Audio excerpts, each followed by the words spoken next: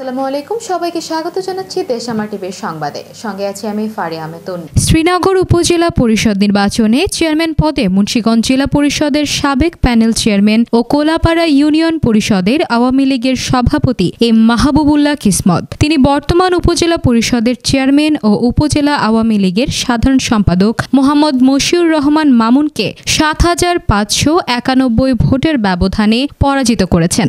M Mahbubullah কিসমত দোয়াত কলম প্রতীকে পেয়েছেন ৫৭,২৩১ ভোট। মশিউর রহমান মামুন কাপ পিরিচ প্রতীকে পেয়েছেন ৪৯,৬৪০ ভোট। এই পদে উপজেলা আওয়ামী লীগের যুগ্ম সম্পাদক ও উপজেলা ভাইস চেয়ারম্যান ওয়াহিদুর রহমান জিঠু আনারস প্রতীকে পেয়েছেন ১০,২৫৯ ভোট। ভাইস চেয়ারম্যান পদে অ্যাডভোকেট কামরুল হাসান ৬০২ ভোটের ব্যবধানে পরাজিত করেছেন কামরুজ্জামান মৃধাকে। অ্যাডভোকেট কামরুল হাসান টিউবওয়েল প্রতীকে পেয়েছেন ৩২,৬৫৫ ভোট। তার নিকটতম প্রতিদ্বন্দ্বী কামরুজ্জামান মৃধা পেয়েছেন ৩২,০৫৩ ভোট। এই পদে জাকির হোসেন উড়োজাহাজ প্রতীকে পেয়েছেন ১৮,৪০১ ভোট। মাহবুব আলম বই প্রতীকে পেয়েছেন ১৪,৮১৭ ভোট। মাসুম মোল্লা মাইক প্রতীকে পেয়েছেন ১৩,০৩৬ ভোট। মোহাম্মদ ইকবাল হোসেন চশমা প্রতীকে পেয়েছেন ৪,২৩৪ ভোট। মহিলা ভাইস চেয়ারম্যান পদে জয়ী হয়েছেন শামসুন নাহার সুমি। তিনি প্রজাপতি প্রতীকে পেয়েছেন ৩৭,৬২৫ ভোট। তার নিকটতম প্রতিদ্বন্দ্বী প্রার্থী ফিরোজা বেগম কলস প্রতীকে পেয়েছেন ৩০,১৩৭ ভোট।